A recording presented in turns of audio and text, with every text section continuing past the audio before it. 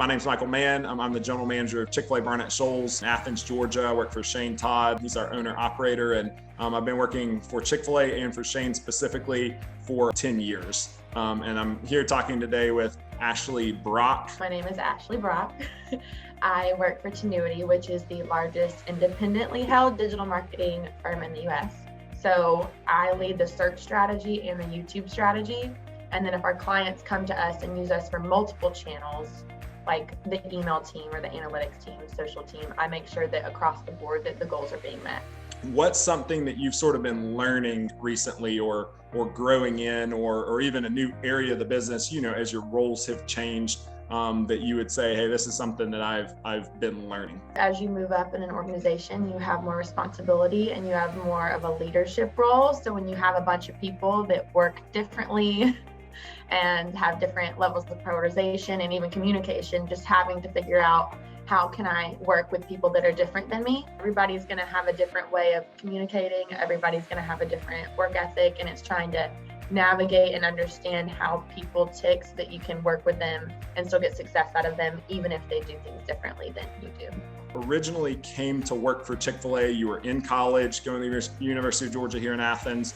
Why did you choose to begin working for Chick-fil-A just for the period of time that you did? I had some people that I knew and respected that I knew were going to be successful, and I just wanted to learn from them. I also knew the mission and the type of quality of an environment and people that Chick-fil-A works with, and that aligned with what I wanted. What would be 2 or 3 things that you would say, hey, thinking back to my time in the restaurant at Chick-fil-A Beechwood in Athens, these are things I learned? I think the first one that's easy is time management and prioritization. You have to show up for work on time to keep your job. You have to learn how to prioritize, because if I'm remembering correctly, every shift there were certain things you needed to accomplish. So being able to not only manage your time and prioritize, but be accountable. Another one was relationship management. There's always going to be an unhappy customer at some point. There's always going to be a team member that's frustrated at some point, but being able to navigate that, remain calm, remain cool, and make sure everybody at the end of the day is taken care of and taken care of well. Another thing that I learned from working at Chick-fil-A was you will not enjoy every task that you have to do at work. No matter where you work, there's going to be something that's not going to give you the most energy or make you the most excited. But when you do it with dignity and you do it well, that's something that is going to help you elevate in your career across the board. It's called work for a reason.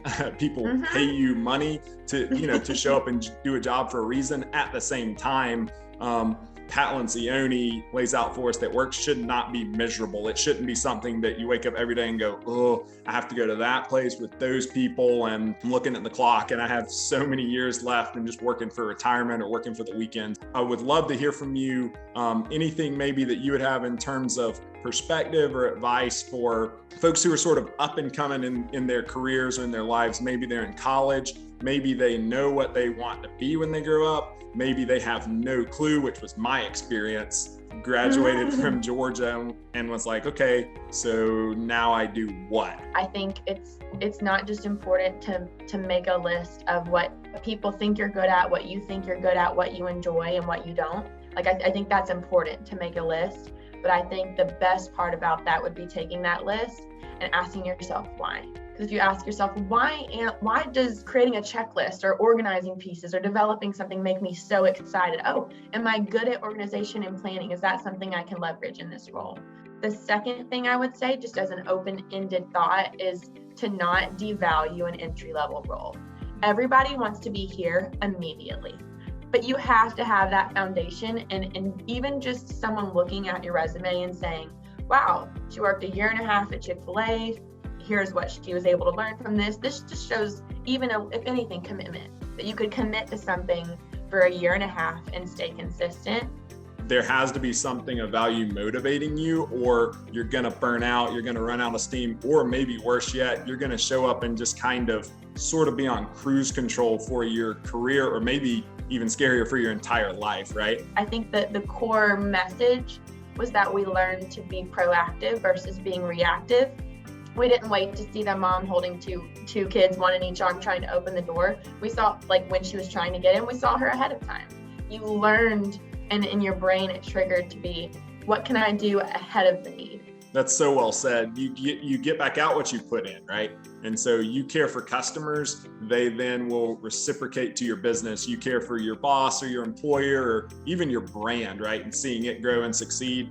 But when you go the extra step, or go above and beyond, then that becomes something that then, if nothing else, sets you up for success. You will see a return on that, in kind of its due season.